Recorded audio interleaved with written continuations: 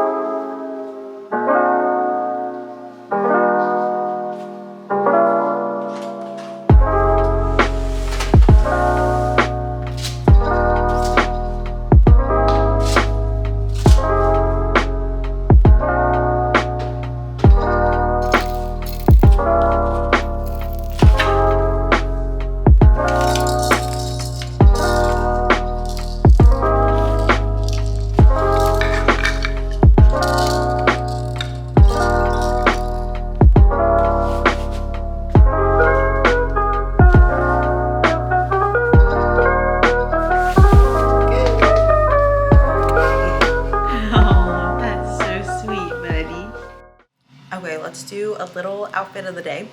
I have on this sweater that I wore for Galentine's, and then I paired it with this white skirt from Free People. I really want some cowboy boots. I just have these boots for now, and they're not really cowboy, but they're almost kind of like a cowboy. They're just pointed toed. You know, they're like kind of cowboy, but I've been wanting a pair of cowboy boots for a while now, and I don't know if I'll actually get one because they're kind of expensive and I don't need it, you know? So I probably won't end up getting it, but I feel like this outfit would be really cute with a pair of cowboy boots, like a brown pair or a white pair. But I got these shoes a really long time ago. Let me show you guys what they look. And they're from Dolce Vita, I think, but they've always been a little bit too small for me, so I just don't wear them often, but I still like them. Hello, you guys. It is a couple days later. I honestly can't even remember what the heck happened the last couple of days, and in my devotional this morning, I am doing 40 days to a joy-filled life. And this morning it talked about how like the NFL team or the military, after something happens or after a game, they will debrief and talk about how they can do better next time. And one of the goals for this week is basically to think about what happened this week and think about how things can go better next week and how I can improve myself next week. And I think it's so good, not only because it is important to reflect on the way that you're living, but also just to reflect on what the heck happened last week. Like, I hardly remember what happened in the last couple of days, and I am always guilty of that. Like, somebody will ask me, oh, what'd you do over the weekend? And I'm like, I can't even remember. Like, why can't I even remember, you know? So I think I just need to do a better job of debriefing and thinking about, you know, what happened, how I can be better, all of that good stuff. I was doing some reflecting, not on this last week, but on just motherhood in general. And I was thinking about what we would do differently with baby number 2 and just motherhood regrets and stuff like that. And obviously I'm probably not gonna know exactly what I'll do differently until I have baby number 2, which that is something that we've been praying about, just the Lord's timing over all of it, and that my body would do what it's supposed to do. That is a whole nother story in itself, so I can go into that in a different video. There were a couple things that crossed my mind when it came to motherhood regrets, and one of those being I had such a scarcity mindset, and I remember having so much anxiety that I would buy so many diapers, so many boxes of diapers, so many outfits, so many, just like, I couldn't just have one bottle of lotion for him. I had to have like 5. And then I couldn't just have like one thing of diaper cream for him. I had to have like 5. So I just had such a scarcity mindset, and I feel like that is definitely my personality when it comes to other things in life. So being in that postpartum period, it was like amplified. Like, I needed to make sure that he had everything he needed, even though a lot of the stuff, it really wasn't that big of a deal. And if we really did run out of something, I could have just had Chad run to the store and grab it. But for some reason in my head, I was like, the world is going to be over if I don't have all of these things for Boston. And I know that a lot of that had to do with postpartum anxiety and maybe a little hint of depression. But I think that next time I definitely want to ground myself in the Word, trust in Him, because I think that scarcity mindset comes from a place of feeling like I don't have enough, and I feel like I need to really just trust in the Lord and remind myself that He is enough for me. So that is definitely something that I regret in early motherhood. I bought so many things, and I still have leftovers of so many things. Like, I have nipple butter that I really didn't use much. Like, I used it in the first 2 days maybe, and then I stopped using it. So I have so much of that left because I bought 3 containers. And for what? why did I buy 3 containers? I don't even know. So anyway, if you are a first-time mom, I would just suggest getting one of everything, and then if you like it, I would buy more of it, and if you don't, then I would probably just switch to a different brand. I mean, these days you literally have Amazon. You could get anything and it'll come to your door in the next a day or two. So I don't know why I was so frantic about everything. But something else I do regret is buying cute outfits for him. And I don't just mean like, you know, cute PJs or whatever. I mean like cute dress up outfits for like a newborn. I get it if you're like doing pictures, or if there's a holiday, or if you have like a family gathering, something like that, but he just had way too many, and we didn't even end up putting him in some of the cute outfits because he just had too many, and we really only ever had him in PJs and onesies. That was just what was easy. He also had like a stage where he was always spitting up, and so we would have so many outfit changes throughout the day, and so it just did not make sense to put him in a nice outfit. So that is another motherhood regret. And the last thing I had thought about was just toys, and how I kind of regret like buying random things for him when a lot of the stuff that were like sensory toys or Montessori toys, a lot of those things you probably have at home or can make some sort of version of it at home. And there are so many things in your house right now that they could play with and help their fine motor skills and all of those things. So I just remember feeling like I had to buy all these different types of toys in order for him to learn and grow and flourish. That is so far from the truth. There are so many things that he participates in just in day-to-day tasks that I feel like help him more than his toys do. I just feel like real life and real life things, that is like the best kind of learning experience. You know what I mean? So, okay, Chad is putting Boston to sleep. I'm just gonna take out my braids and show you guys what it looks like. I love just how it adds a little bit of texture to my hair, but it's not too crazy.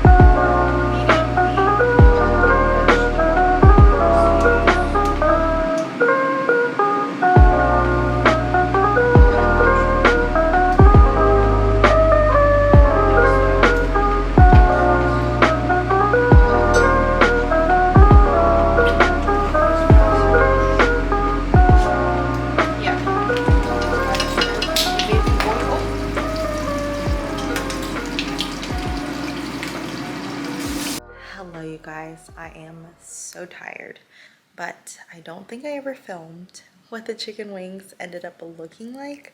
So here were the leftovers. We made one batch that was garlic parmesan, and then the other batch was Asian zing, and I just packed the sauce separately just in case people didn't like the spice. And it turned out really yummy. It was a good time just to spend with friends, and the people that hosted have kids too, so it was just nice for Bo to be able to play with them, and it was just a nice little night in general. But now I'm very tired. I'm gonna get ready for bed. I'll see you guys tomorrow.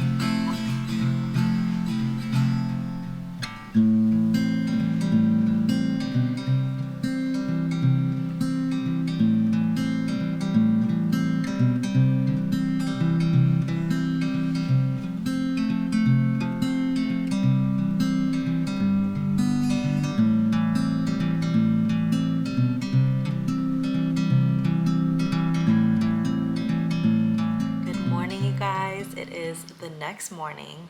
I fed my sourdough starter, hoping to make a loaf tonight. I feel like it's finally to the point where it's active enough for a loaf. I'm not sure yet. Honestly, I need to do a little bit more research.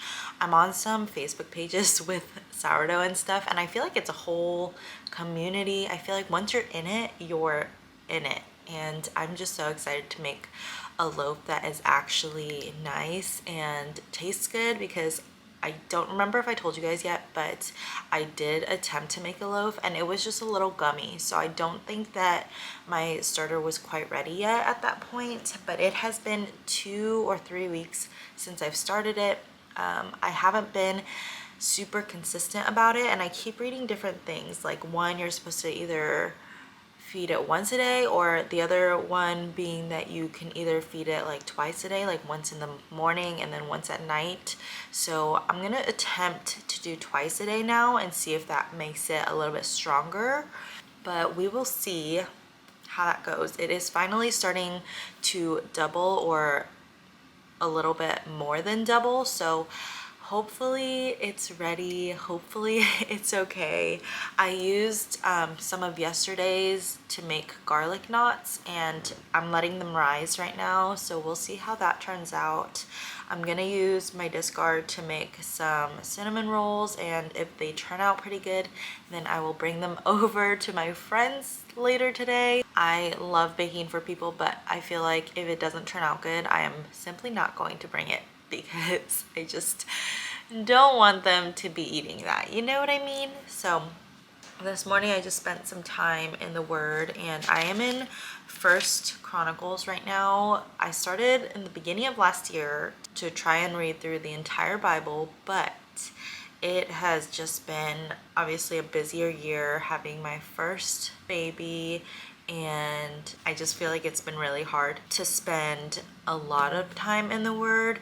And a lot of times I feel like when it comes to Old Testament stories, or, you know, First Chronicles or anything like that, I need to read a lot of commentary, because I just need to know the context and what's going on. It takes me like double or triple the amount of time if I were to just read it straight through. So I'm really just trying to learn and really deep dive into every little part of it. And so I'm just in First Chronicles. I also flip back and forth between Psalms or the New Testament, because I feel like the Old Testament can get very, I don't want to say boring, because it's not boring. It's really amazing and fascinating, but I just think it's a little heavy, the information and just learning all of it. So I feel like sometimes reading something a little easier, like Psalms or the New Testament, something more convicting emotionally, something that is just almost like more relatable, I guess, because a lot of the Old Testament is history and stuff, and when you're going through all of that, there's not really like this emotional connection, and there doesn't have to be, you know. It's not obviously the Bible's not all about us. I feel like that was what I used to think it was about, that I could always just relate every single thing in the Bible to myself, but it's really not about myself. It's about God and his story and what he wants us to know. So anyway, all that to say, I do try to flip back and forth just to give myself a little break from some of the history, some of the genealogy and all that stuff. But I was going through First Chronicles today, and I was actually really nervous to get to First Chronicles because I know it's literally all genealogy, and I feel like people make jokes all the time about how they kind of skim through the genealogy, which it's so easy to do that because you're just reading all these names and you're like, I don't remember these people, I don't know what's going on.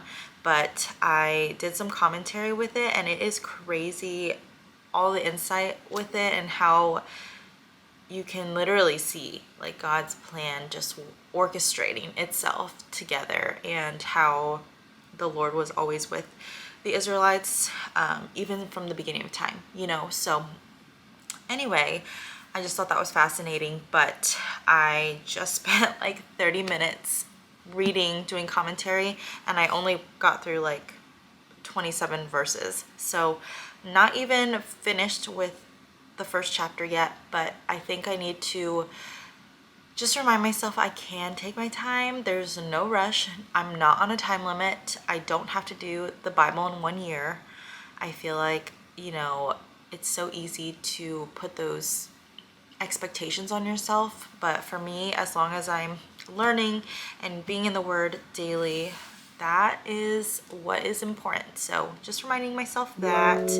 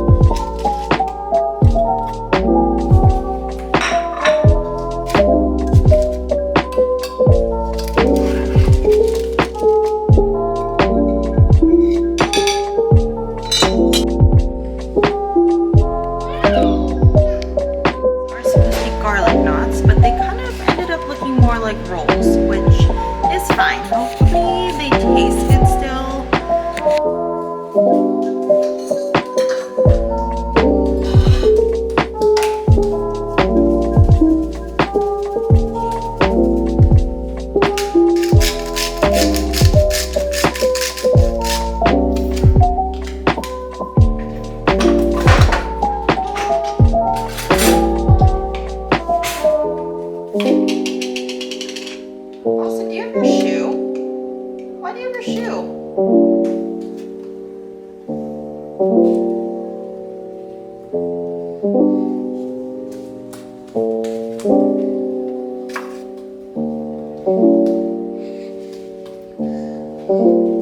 Boston, why do you have your shoes on? We're not leaving. We're staying home today. We gotta go put your shoes back. Hello, it's a little bit later. The garlic knots actually turned out so good. Boston has been refusing to eat because he's teething, but he actually did eat a lot of the garlic knots. So I'm very grateful because anything that boy will eat, I will be happy about. So I read a little bit of this book today and I'm super excited about it because I love her podcast. If you are in your parenting journey and just looking for some good biblical wisdom on parenting, I highly suggest her podcast. I can't remember the exact name of her podcast, but if you just look up Ginger Hubbard, she should pop up. I love her. But anyway, Boston woke up with a super runny nose, and the friend that we were gonna go see is 9 months pregnant, so we decided not to go see them just in case he had anything going on. I feel like the runny nose is probably from teething, but I just don't want to take any chances because she's about to have her baby. So we're just gonna hang out at home for the rest of the day. Nothing super crazy planned. Probably just gonna do some cooking and baking and cleaning the house, and it'll just be a nice relaxing day at home. But I think I'm gonna end the video here. So thank you guys for watching. I will see you guys next time. Bye.